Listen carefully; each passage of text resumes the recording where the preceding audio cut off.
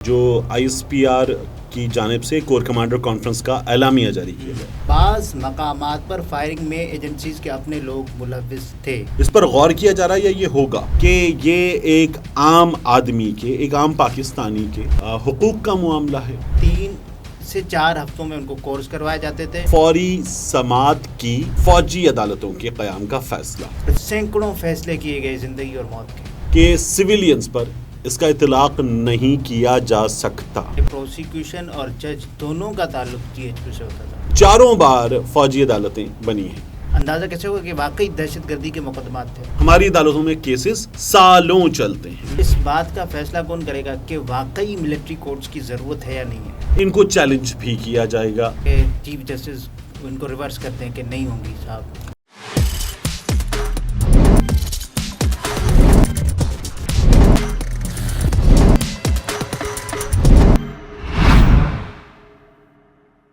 السلام علیکم، میں ہوں عبدالستار، آپ الگ نیوز دیکھ رہے ہیں۔ طارق متین ہمارے ساتھ ہیں۔ گزشتہ روز ISPR نے کور کمانڈر کانفرنس کا اعلامیہ جاری کیا، جس میں کہا گیا کہ 9 مئی کو فوجی تنصیبات پر حملہ کرنے والوں کا آرمی ایکٹ اور آفیشل سیکریٹ ایکٹ کے تحت ٹرائل ہوگا، جبکہ تحریک انصاف کا یہ دعویٰ ہے کہ ثبوتوں سے ثابت ہوگا کہ جلاؤ گھیراؤ اور بعض مقامات پر فائرنگ میں ایجنسیز کے اپنے لوگ ملوث تھے۔ سچویشن سیریس ہے، اور یہ جو فیصلہ ہے کہ فوجی عدالتوں کی جس سے بازگشت جنم لے رہی ہے، جو ISPR کی جانب سے کور کمانڈر کانفرنس کا اعلامیہ جاری کیا گیا، اس کے بعد ایک خبر آئی ہے۔ یہ خبر روزنامہ جنگ میں حنیف خالد صاحب نے دی ہے۔ اس خبر کے ساتھ لکھا ہوا ہے تجزیاتی رپورٹ۔ اچھا، حنیف خالد صاحب کے ساتھ ہم نے جیو میں کام کر رکھا ہے، جنگ میں کام کر رکھا ہے۔ حنیف خالد صاحب جو ہیں، ان کی نارملی جو ہے نا وہ بیٹ ہے کامرس، یہ پرائم منسٹر کو بھی کور کر لیتے ہیں۔ تو اب حنیف خالد صاحب نے یہ تجزیاتی رپورٹ لکھی ہے ان حالات میں۔ فوجی عدالتوں کا قیام نظر آ رہا ہے، سب سے زیادہ امپورٹنٹ یہی ہے، ٹھیک ہے۔ یہ جو پوائنٹ اس پوائنٹ میں تھا کیا ایگزیکٹلی، کہ اس پر غور کیا جا رہا ہے یا یہ ہوگا؟ اس پر غور کیا جا رہا ہے، مطلب ہوگا۔ اوکے، ہوگا، ٹھیک ہے۔ ہونے کے امکانات بہت ہیں۔ اب حنیف خالد صاحب نے بھی بتا دیا کہ فیصلہ ہو گیا ہے۔ انہوں نے فوری سماعت کی فوجی عدالتوں کے قیام کا فیصلہ۔ لیکن یہ کسی سے منظور وغیرہ نہیں ہوگا یا ہوگا بس کرنا؟ ڈیفینیٹلی اس کو جو ہے وہ حکومت منظوری کا لیگل کور دے گی۔ تو جو حکومت ہے اس وقت، وہ تو یہ لیگل کور دے گی، مطلب اس میں تو ہمیں کیا مجھے اور آپ کو اختلاف نظر آ رہا ہے؟ نہیں نظر آ رہا۔ تو یہ تو ہوگا، یہ تو ہوگا، ٹھیک ہے۔ ضمیر اختر نقوی مرحوم کو یاد کرنے کی ضرورت نہیں ہے۔ لیکن اب ان ملٹری عدالتوں کے حوالے سے جہاں سوشل میڈیا پہ بحث چھڑ رہی ہے، وہاں معروف وکیل میاں علی اشفاق صاحب جو ہیں، وہ یہ کہہ رہے ہیں کہ ایک فرزند علی کیس کا حوالہ دیتے ہوئے کہ سویلینز پر اس کا اطلاق نہیں کیا جا سکتا، دہشت گردوں پر ہوتا ہے، ٹھیک ہے۔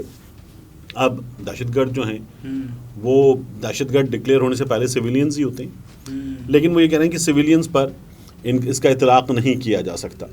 اب میں آپ سے عرض کروں کہ جو آخری فوجی عدالتیں تھیں، دیکھیے نون لیگ میاں صاحب 90 کی دہائی میں 2 بار وزیر اعظم بنے، ان کی حکومت آئی۔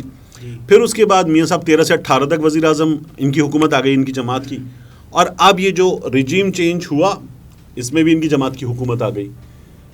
4 بار فوجی عدالتیں بنی ہیں، ٹھیک ہے۔ میاں صاحب کی جماعت کو یا 4تھی بار بن رہی ہیں، یہ اتفاق ہیٹرک تو میاں صاحب کی جماعت کر چکی ہے۔ ہاں، ہیٹرک تو میاں صاحب کی جماعت کر چکی ہے، میاں صاحب کی جماعت ہیٹرک پلس پہ جا رہی ہے، ٹھیک ہے۔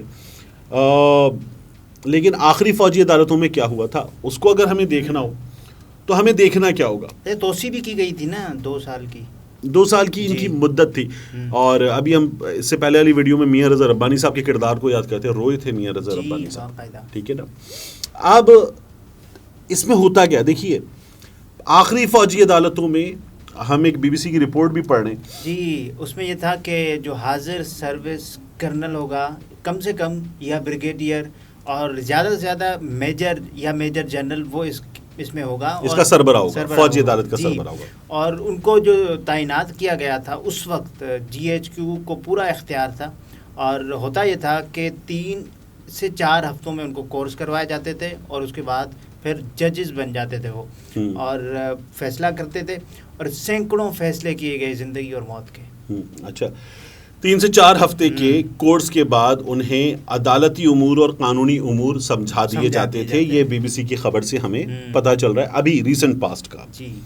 ٹھیک ہے, اس میں ہوتا یہ تھا کہ عدالت میں کیا ہوا ہے, کیونکہ عدالت میں ایک شخص لایا جاتا ہے ملزم, فرد جرم کا عائد ہونا, کیس کا چلنا, گواہ, شواہد, اور پھر اس کے بعد اور حسن اتفاق دیکھیے کہ پروسیکیوشن اور جج دونوں کا تعلق جی ایچ کیو سے ہوتا تھا. جی, تو یعنی صرف اگر میں ملزم ہوں وہاں پر تو جو میرا وکیل ہے جی وہ میرا وکیل ہوگا, وکیل صفائی دفاع کے لیے, ڈیفینس کا لائر, تو وہ وہاں سے نہیں ہوگا, باقی دونوں وہیں سے ہوں گے.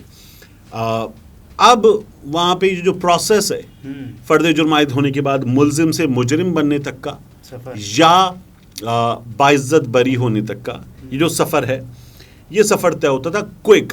ہماری عدالتوں میں کیسز سالوں چلتے ہیں, ٹھیک ہے, یہاں سالوں نہیں چلتے, فوری سماعت ہوتی ہے. اور ان کی جو ملازمت ہوتی تھی اور پوسٹنگ ہوتی تھی یا ٹرانسفر, اس کا اختیار بھی جی ایچ کیو یا ظاہر وہیں سے ہیں تو وہیں پر ہوگا. لیکن ایک بات مجھے سمجھ نہیں آئی کہ سب کچھ میڈیا کو بھی اختیار نہیں ہوتا تھا, عام آدمی کی رسائی نہیں ہوتی تھی, سب کچھ کانفیڈنشیل تھا, خفیہ رکھا جاتا تھا. تو اس بات کا فیصلہ کیسے چلے, بات کا اندازہ کیسے ہوگا کہ واقعی دہشت گردی کے مقدمات تھے؟ دیکھیے وہاں جو مقدمات, میں آپ سے عرض یہی کر رہا تھا نا, یہ کیوں بنی تھی. ہمارے ہاں دہشت گردی کے واقعات ہو رہے تھے, بم دھماکے ہو رہے تھے, لوگ پھٹ رہے تھے, سر کاٹ کے ان سے کھیل رہے تھے, وہ ویڈیوز آ رہی تھیں, اور ہم نے ٹرک پہ گھس کر دھماکہ کرتے ہوئے دیکھا, مسجد میں گھس کر دھماکہ کرتے ہوئے دیکھا. لاہور میں آرے بازار میں جو ہمارے سامنے ہوئے, میرا گھر اس سے کوئی چند 100 میٹر کے فاصلے پر تھا. تو یہ سب ہم نے دیکھے, مساجد میں دیکھے, اسپتالوں میں دیکھے, وکلا کی عمارتوں میں دیکھے, عدالتوں میں دیکھے, اور بار بار دیکھے. تو وہ جو لوگ تھے, اے پی ایس دیکھا, اے پی ایس کے بعد ہی تو نیشنل ایکشن پلان آیا, ٹھیک ہے. تو وہ جو تمام چیزیں تھیں, ان تمام چیزوں میں کیا ہوا تھا, ان تمام چیزوں میں ہمارے سامنے جو لوگ تھے, ان کے سامنے فرض کر لیں کہ جج پرویز چودھری مثال کے طور پہ, وہ جج پرویز چودھری صاحب اپنے گھر سے نکلیں گے, عدالت جائیں گے, ایک آدھ ان کے ساتھ پولیس گارڈ ہوگا اور یہ سن رہے ہوں گے ان لوگوں کے کیسز. تو یہ تو نہیں ہو سکتا, ٹھیک ہے. اس وجہ سے یہ فیصلہ کیا گیا تھا. یہ خصوصی عدالتیں تھیں, خصوصی پریمیسز میں تھیں, خصوصی لوگ ان کے جج تھے. یہاں جو لوگ ہیں یہ سابقہ فاٹا میں بیٹھے ہوئے لوگ, قبائلی علاقوں میں موجود لوگ, پہاڑوں پر موجود لوگ, اور سرحد پار سے آ جانے والے لوگ, حکومت کی عملداری کو چیلنج کرنے والے لوگ, افغانستان کا شناختی کارڈ رکھنے والے لوگ, افغانستان کی سم جن سے برآمد ہو, کیا یہ وہ لوگ ہیں؟ اس میں تو جو لوگ ہیں وہ ٹھوکر نیاز بیگ کے رہائشی ہیں, اچھرا کے رہائشی ہیں, سمن آباد کے رہائشی ہیں, ماڈل ٹاؤن کے رہائشی ہیں, کینٹ کے رہائشی ہیں, وہ لوگ ہیں. سیٹلائٹ ٹاؤن کے رہائشی ہیں, ویسٹ رچ کے رہائشی ہیں, مختلف پنڈی کے, پشاور کے علاقوں کے رہائشی ہیں, عام لوگ ہیں. اس بات کا فیصلہ کون کرے گا کہ واقعی ملٹری کورٹس کی ضرورت ہے یا نہیں ہے؟ حکومت ان کو ایک لیگل کور دے گی, وہ لیگل کور حکومت نکالے گی, ان کو چیلنج بھی کیا جائے گا سپریم کورٹ میں, جو ہوتا ہے سپریم کورٹ میں. سپریم کورٹ اس سلسلے میں سماعت کرے گی, اور یہ عدالتیں جو ہیں وہی بات کہ کیا یہ وہ لوگ ہیں, اس طرح کے لوگ ہیں, اس بات کا بھی فیصلہ کرے گی. اگر اس کو چیلنج کیا جاتا ہے تو اس کا مطلب یہ ہوگا کہ سپریم کورٹ ہی کے اختیار سے بعد میں آگے چلے گا. دیکھیے آپ جو حنیف خالد صاحب والی خبر ہے, اس کو اگر آپ دیکھیں تو اس میں لکھا ہوا ہے 3 جگہوں کے بارے میں کہ انہیں پنجاب کی, وفاق کی اور خیبر پختونخوا کی اعلیٰ عدالتوں میں چیلنج نہیں کیا جا سکتا. ٹھیک ہے, تو اعلیٰ عدالت کا مطلب ہے عدالت عالیہ, عدالت عالیہ کا مطلب ہے ہائی کورٹ. تو پھر جیورسڈکشن کہاں رہ گئی؟ Supreme court. تو سپریم کورٹ پھر اللہ کی عدالت ہے. ہاں, تو اللہ کی عدالت تو ہر حال میں ہے نا. تو سپریم کورٹ جو ہے وہاں پر یہ معاملہ جائے گا, وہاں پر سنا جائے گا. یہ سچویشن ہے. میرا خیال ہے کہ چیلنج ہوگا, پھر عدالت اپنا فیصلہ دے گی. اور میری یہ خواہش ہوگی ایک بار پھر کہ اس کے لیے بینچ بنایا جائے.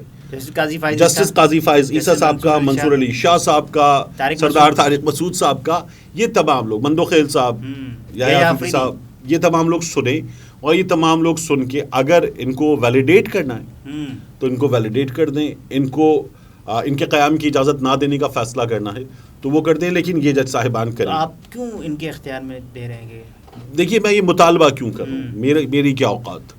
میں یہ مطالبہ اس لیے کر رہا ہوں کہ یہ ایک عام آدمی کے، ایک عام پاکستانی کے حقوق کا معاملہ ہے. جی. اب اس پر یہ الزام ہے کہ اس نے دہشت گرد کی طرح حملہ کیا ہے قومی تنصیبات پر. جی. تو اس بات کا فیصلہ جو ہے اگر سب اندر ہوگا تو پھر میں نہیں چاہتا کہ میرے اداروں کے بارے میں یہ بات ہو کہ انہوں نے غلط فیصلہ کر دیا ہے. جی. میں یہ نہیں چاہتا. تو صحیح فیصلے والی بات آئے اور پھر ہم خیال ججز والا شور بھی نہ مچے، نون لیگ والے مچانا شروع کر دیں. تو اس لیے یہ وہاں سے فیصلہ ہو جائے. اگر وہاں سے ویسا فیصلہ ہوگا جو نون لیگ کو نہیں منظور ہوگا تو پھر اچھی بات ہے نا. پھر ہمارے سامنے بہتر سچویشن آئے گی. اور چلیے وہاں سے ایسا فیصلہ ہوگا کہ جس میں کہیں گے ہاں جی یہ عدالتیں قائم کر دی جائیں، تو بھی لوگ یہ دیکھ لیں گے. لیکن اگر چیف جسٹس اپنے ہم خیال ججوں کو جو کہ کہتے ہیں رکھیں اس بینچ میں، اور فیصلہ وہ آئے جو ہم ایکسپیکٹ کر رہے ہیں کہ چیف جسٹس ان کو ریورس کرتے ہیں کہ نہیں ہوں گی صاحب، تو پھر تو میں تو وہاں سے شروع کرتا ہوں کہ مانو نا جب انہی چیف جسٹس صاحب نے اور اسی بینچ میں شامل ان دو جج صاحبان نے جن پر آپ 3 ججز والی بات کر رہے ہیں آپ کی حکومت بنائی تھی، تو پھر مانو گے ان لوگوں کی وجہ سے آپ توہین کر رہے ہیں. ہاں مانو نا کہ پھر ان لوگوں نے غلط فیصلہ کیا تھا ہماری حکومت بنا کر بھی. ہماری حکومت غلط بنا دی تھی، اس کے بعد ہی ملک میں تمام حالات، تو یہ تمام چیزیں ثابت ہو جائیں گی. بہت شکریہ ناظرین. طارق متین تھے، گفتگو آپ نے ملاحظہ فرمائی. اجازت دیجیے. اللہ حافظ.